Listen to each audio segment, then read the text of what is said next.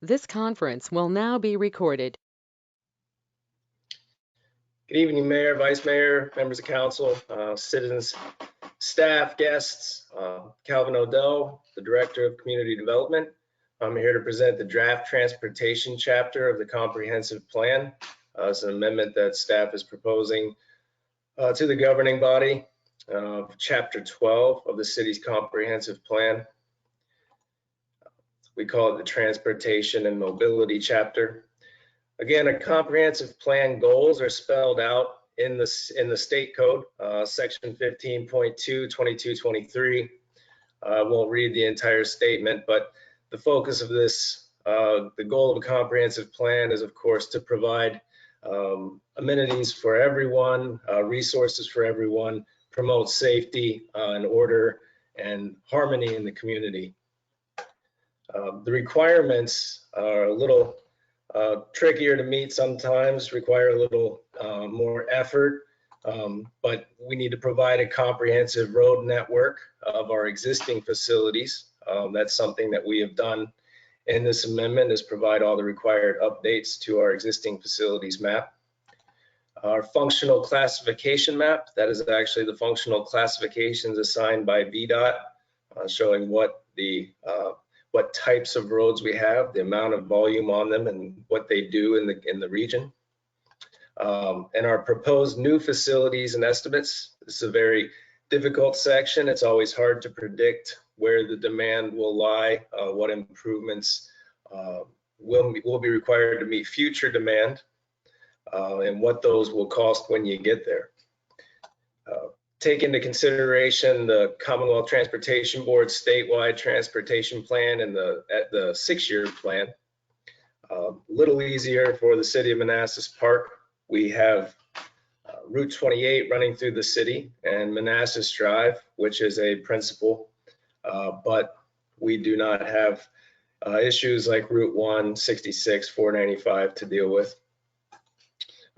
Take into consideration how to align transportation infrastructure and facilities with affordable, accessible housing and community services that are located within the territory in order to facilitate community integration of the elderly persons and the persons with disabilities. We talk about this a little more in several portions of this plan, what our goals are for providing accessible transportation and mobility routes for everyone. This is our existing facilities map. Several updates. We have not updated this chapter since 2006. So since 2006, we've seen City Center come on board. That was just going under construction in 2006, perhaps late 2005. We've had the Oxford Palisades go in. Palisades Court is actually a public city maintained road. Belmont Reserve, another residential townhouse subdivision. Dominion Crossing, which is a townhouse subdivision built at the same time as Belmont Reserve. What we call the 8-acre Phase A, some people refer to it as Park Tower, but there's also a office building attached to it where now our social services department is housed, as well as a daycare facility. And Connor Drive Extension, which is an ongoing project, not yet to go into construction, but right away in acquisitions have already been built. So for the purposes of this plan, we're considering an existing facility. This map is the actual functional classification map that shows how VDOT classifies all of our city roads. The legend here shows that we have the single principal arterial of 28. We have a minor arterial of Manassas Drive running through the heart of our city. We have several collectors. Collectors have popped up in designation over the years as we've built out more of the city. And then everything else falls into the category of local. So all the blue streets on this map are local facilities.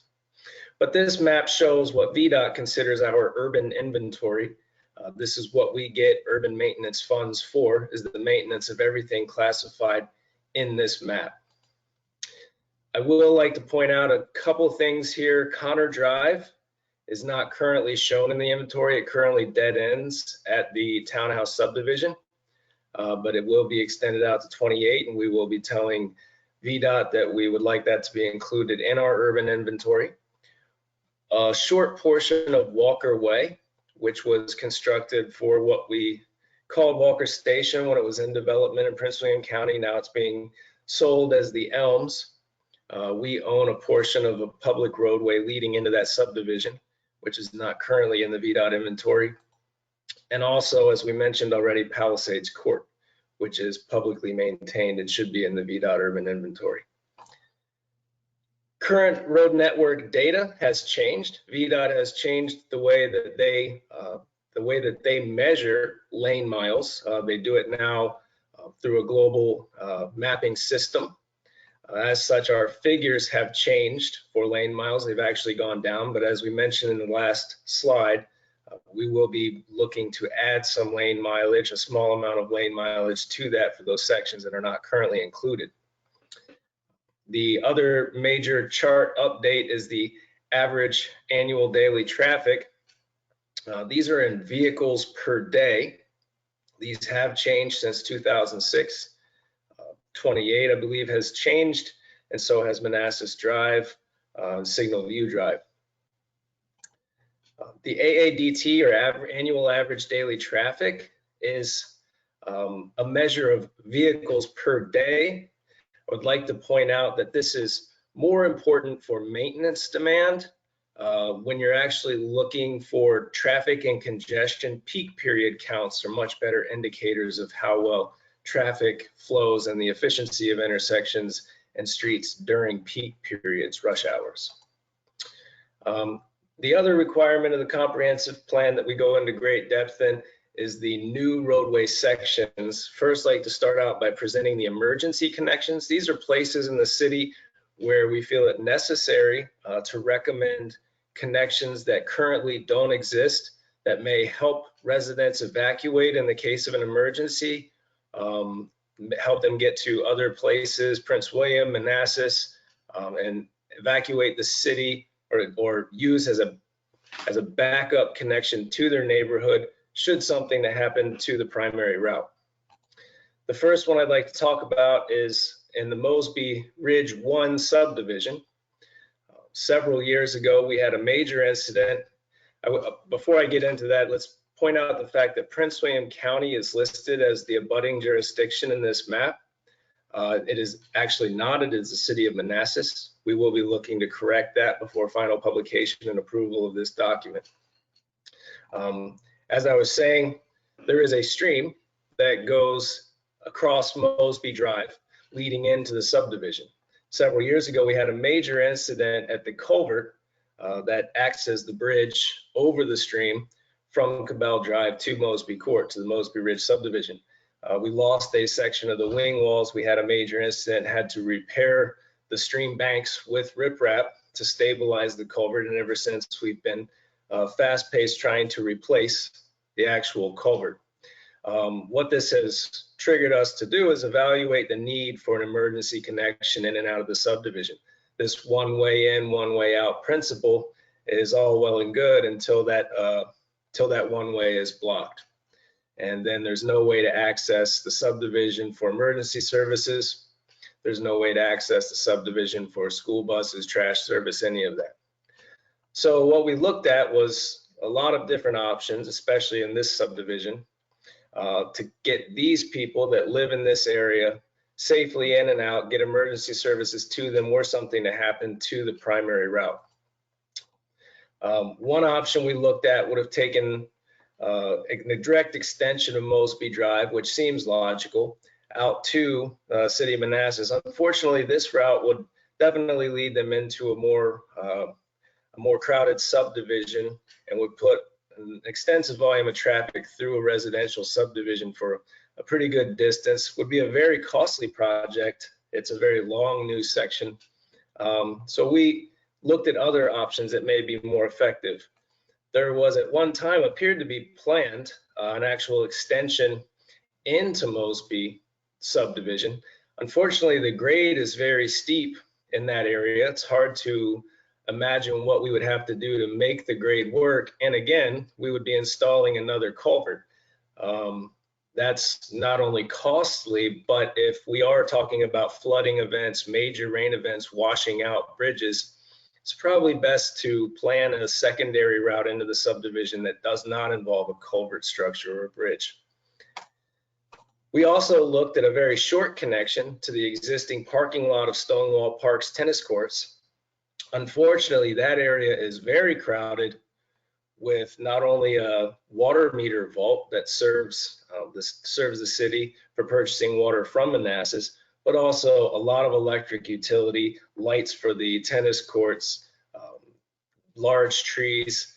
It's a very short connection, but it's not without serious complications. So where we've settled is on an attempt at segment 1, we're calling it. New roadway segment 1 would extend out the very end of the Mosby Court subdivision, would still require retaining walls, some grade adjustment, but would not interfere much with Stonewall Park and the operation thereof. So again, this road, Stonewall Road, connects in a very short distance out to Loman South. We have a very similar situation at Mosby Ridge 2. They're similarly designed and built subdivisions. Mosby Ridge 1, Mosby Ridge 2. Mosby Ridge 2 is off of Kirby Street on Kirby Court. Again, this map shows an error where it points out Prince William County as the neighboring jurisdiction. It's actually the city of Manassas. There is a stream leading or going across Kirby Street, therefore another culvert structure. We're currently looking at repairs to that structure to try to prevent any sort of need for immediate replacement, but we still have the same problem as if the culvert were damaged, if the culvert were to fail, we would have no way in and out of the subdivision for the residents or for emergency response. So we've looked at segment 2, which is probably the least intrusive option to get out of the Mosby 2 subdivision and into the city of Manassas. Would actually extend Kirby Street into existing Kirby Street. This next section is an emergency connection out of Bloom's Crossing, using actually what is the emergency access road around the back of Cougar Elementary School. We are not allowed to tie in with any sort of non-emergency connection to Prince William County through the annexation agreement, by which the city acquired Bloom's Crossing land. So all we can do is this emergency connection. But were something to happen on Manassas Drive in the area of Andrew Drive, Signal View Drive, people are aware if anything happens at the railroad tracks, it becomes nearly impossible to get out of the city of Manassas Park on the Bloom's Crossing end because Signal View and Manassas Drive become so backed up. So one possible route out of the subdivision in an emergency, we know that school buses can make it down Brandon Street. People are familiar with Cougar Elementary School campus. They could use this emergency fire road to access Birmingham Drive. It will be permanently closed off except for emergencies. On the Four Corners Redevelopment District, we only have one proposed new segment. We've had issues for years with traffic using Scott Drive, which is a small one-way residential street, as a shortcut to Old Centerville Road, especially during morning peak. What that's done is really ramped up our maintenance efforts on Scott Drive. We don't get more than 2 or 3 years of good pavement life out of a resurfacing on that road because of the volume of traffic that was never anticipated, people shortcutting to try to avoid traffic on Centerville Road in the mornings. We are proposing a segment that would actually extend Mathis Drive across Manassas in essentially the area behind the shopping center that would then tie out to Old Centerville Road. We have a tax incentives overlay district in the Four Corners. So if someone were to buy up and consolidate parcels, we would like for them to consider a section like this in their design so that we can alleviate the pressure on the residential district with an alignment of a major roadway that actually complements the commercial use. We had looked at one time into a different alignment of Mathis Drive tying into Scott Drive. Unfortunately, that doesn't do anything to improve quality of life for the residents on Scott Drive and doesn't change the fact that Scott Drive was built as a small residential street. Any consideration of this alignment would still require full reconstruction of Scott Drive to ensure that it actually lasts. There's also some major impacts, taking impacts, as we call them, acquisition impacts, that would affect residential homes were we to implement this alignment. We've already acquired for the turn lane onto Mathis Drive, 101 and 103 Manassas Drive, so there would be no impacts on that side of Manassas Drive, but certainly residential impacts to the north. In the city center redevelopment district, which was a big focus of this transportation plan amendment, we have many sections because we have many goals. We want to serve the residents that are moving into our downtown. We want to serve the businesses, provide multiple routes in and out of their businesses. We want to serve the VRE garage better. We want to make sure that the users of the VRE garage have as many options as possible to get in and out of the garage as quickly and efficiently as possible. So there's a lot of goals in the city center redevelopment district and therefore a lot of segments and options. The first one I'd like to talk about, well, we'll do some corrections first. The boundary line that's shown in these illustrations is incorrect. Apparently the layer that has the boundary line on it is the incorrect layer. So I'd like to point that out. We will have to modify this boundary line highlighted in red before final publication. The boundary line actually comes down to Connor Drive, more in line with Bank Street. But the first segment that we'd like to talk about is segment 5, alternate 1. Staff believes that this alternate 1 should go in whether any of the other alternates to this segment go in or not, and can go in with the other alternates. This is a very natural connection. Right now, there is a parking lot there. It makes sense to tie Connor Drive in to Market Street. There are now, I suppose, nearly 400 and some apartments, potentially 500 apartments in the very near future served in this immediate area to have an actually publicly maintained road from Connor Drive to Market Street makes good sense. So we would recommend that this segment be considered even with the other alternates to segment 5.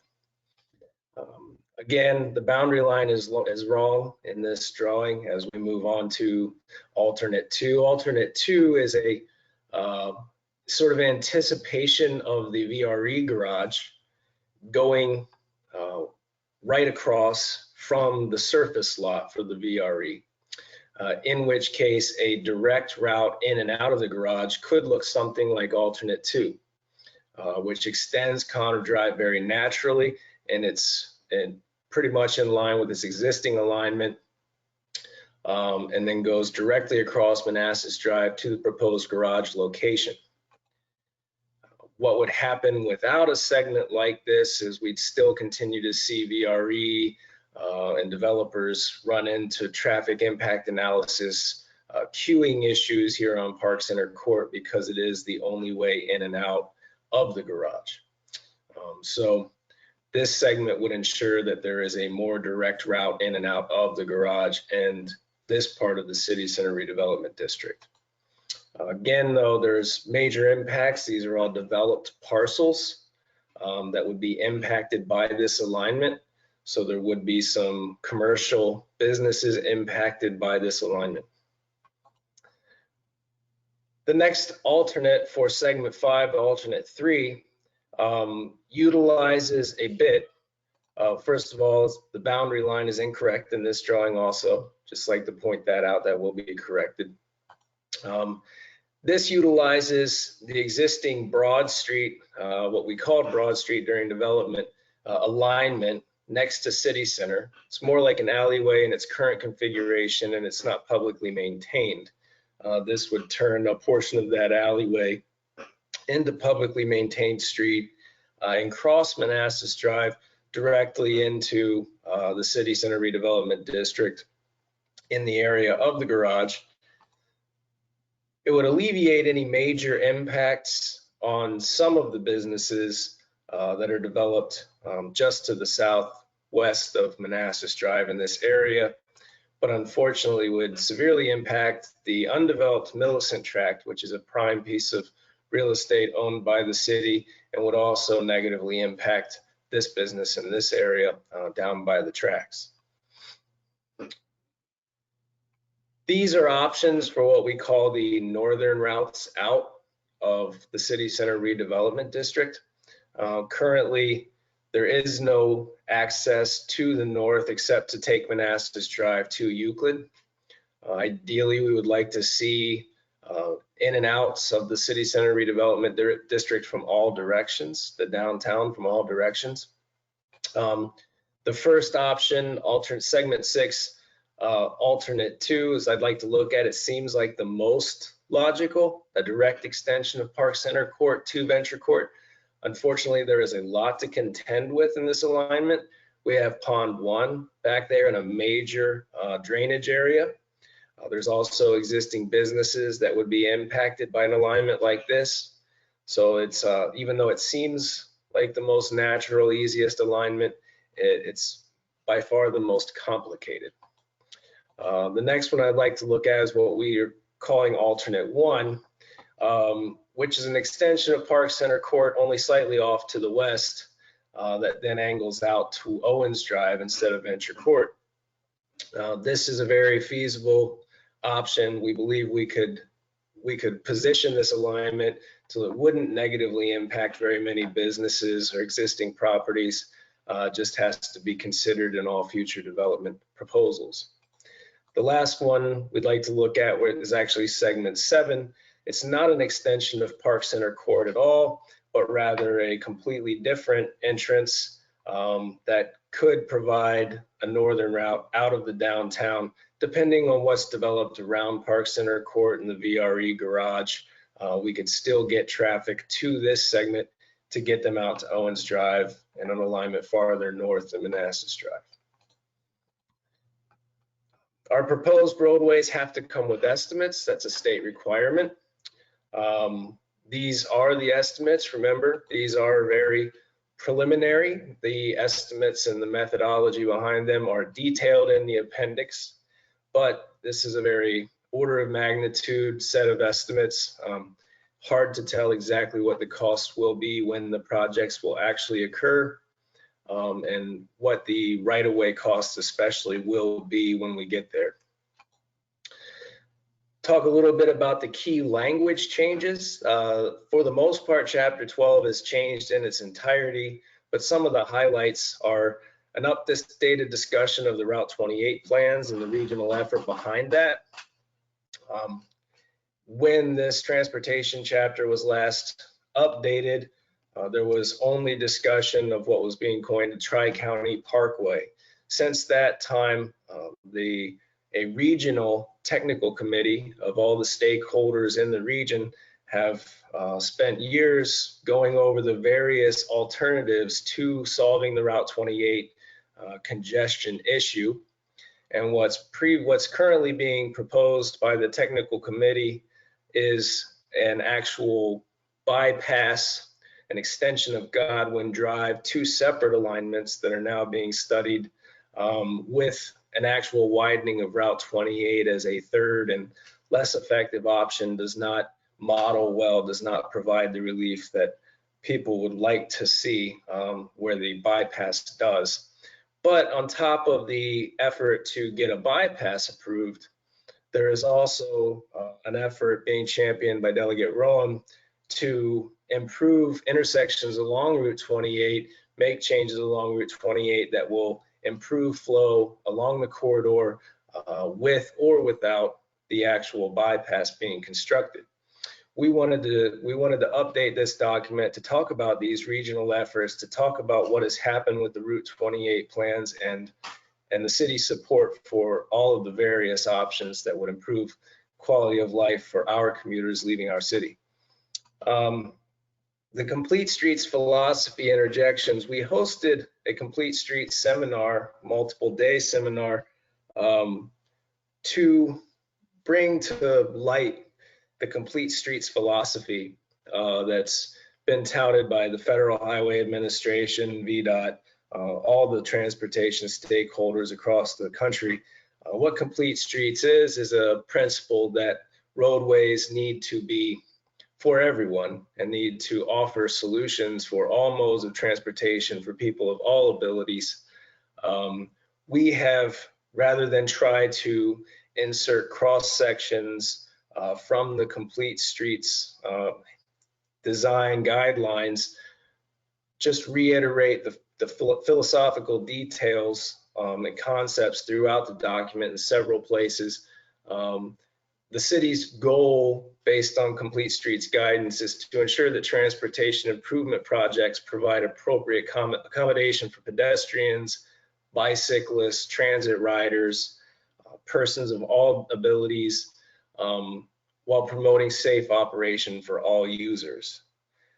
So we have made that statement in several different ways in several different sections of this document to ensure that as people are looking to the comprehensive plan for guidance on their designs, that they keep these principles in mind. We've also added some more wordy discussion on the National Capital Bike Trail support. There is a big push with the National Capital Bike Trail to expand it to the entire Transportation Planning Board area. We have had several meetings with our neighbors in Prince William, Manassas, Fairfax, led by COG, to talk about expanding the National Capital Bike Trail network to include Prince William, Manassas Park. This conversation didn't just start, but the last time we had major conversation about this, Blooms Park was not an option that was readily on the table. Now that Blooms Park has been brought into the city and the city has full control over it and is no longer a golf course, it seems like a logical connection over to Hemlock Park would require a pedestrian bridge over Bull Run. But if we were to utilize the existing Blooms Park trails and that trail network to tie into Hemlock Park, those trails in Hemlock tie directly into a larger trail network. This would, however, require us to make improvements along Manassas Drive through Blooms Crossing to Blooms Park to provide protected bike lanes.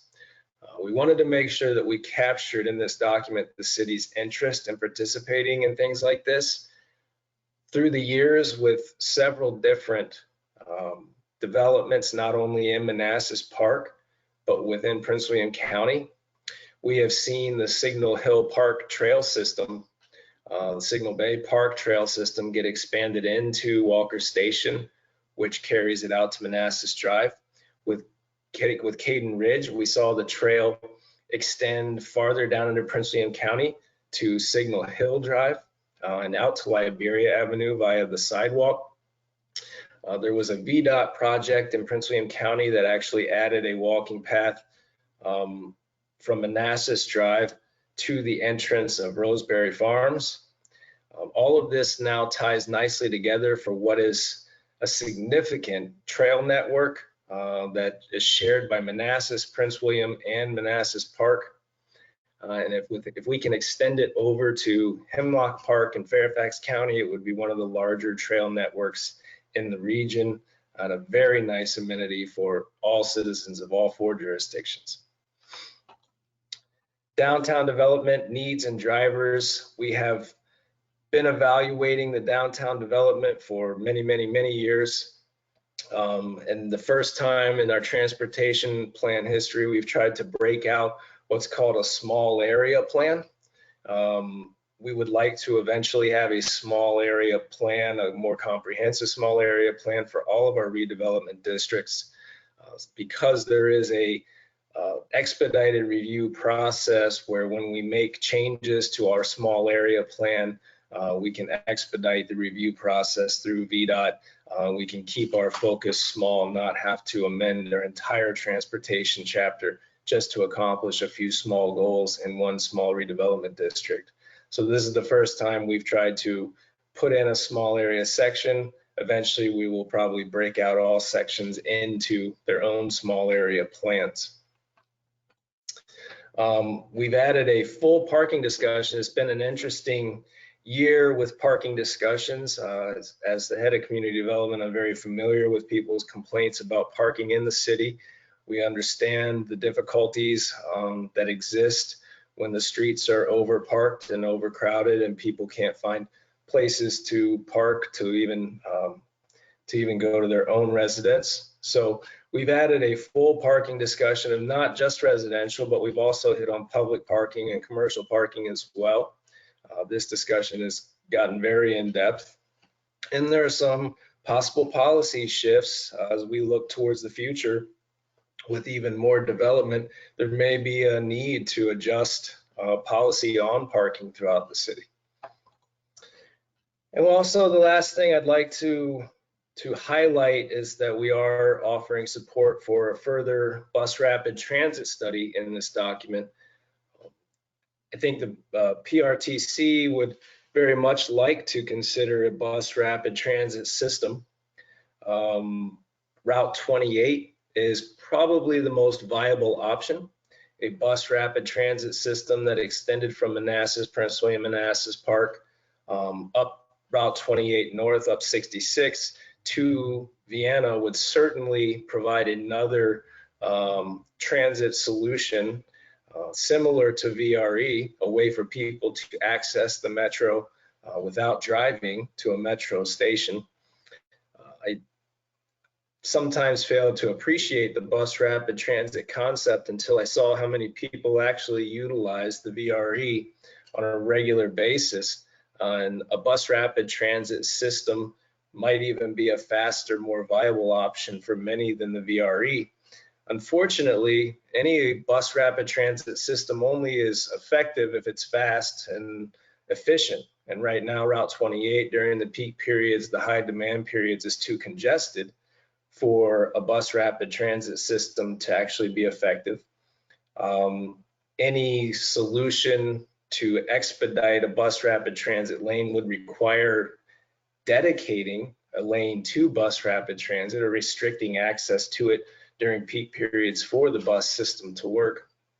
So probably in this current environment, it's not feasible to implement anything along Route 28, which sort of puts this bus rapid transit system on hold. But in the future, if Route 28 improves through the bypass, through these intersection changes that are being proposed, there may actually be an opportunity for bus rapid transit up 28 to become a very viable option that the city should support.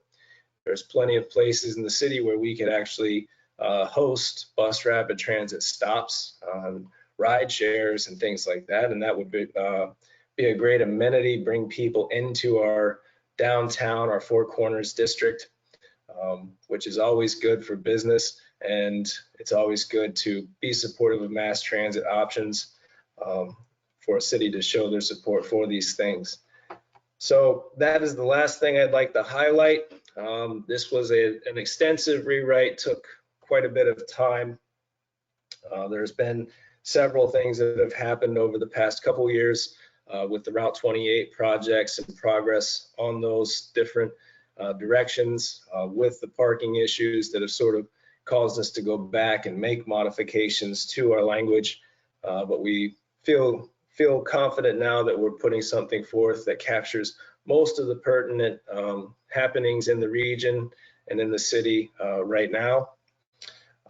So thank you for listening. Again, this is a public hearing. Comments, questions are welcome. Thank you.